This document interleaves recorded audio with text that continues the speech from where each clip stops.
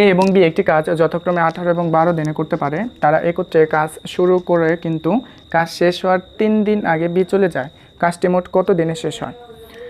তো এখানে এ একা কাজটা কত দিনে করতে পারে? এ করতে পারে 18 দিনে, আর হলাম বি করতে পারে কত দিনে? 12 দিনে। তো আপনি কি করবেন, প্রথম 18 এবং 12 লসাগু বের করেন।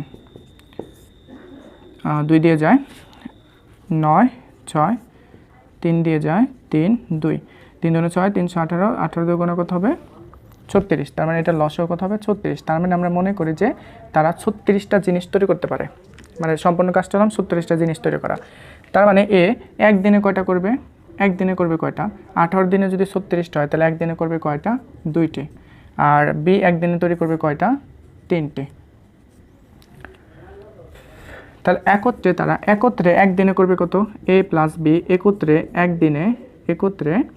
একদিনে তৈরি করতে পারে কয়টা? 5টি জিনিস তৈরি করতে পারে। এখন বলছে যে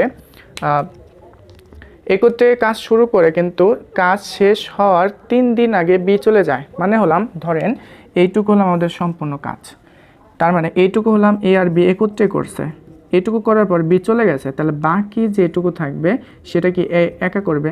তার 3 দিন আগে চলে গেছে, তার মানে এই বাকি কাজটা সে এ একা কয় দিনে? এ একা 3 দিনে করছে।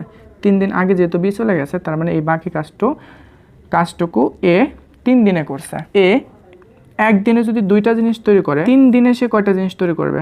তাহলে 3 দিনে 3 দিনে তৈরি করে কয়টা? 2 ইন্টু কত? 3 সমান কত? 6টা। আমার মোট কাজ ছিল কয়টা? 36টা। 36 থেকে যদি আমি 6টা বাদ দিয়ে দিই থাকবে কি 30টায়। 30টা হলাম, এই যে 30টা হলাম এ আর বি একসাথে করছে।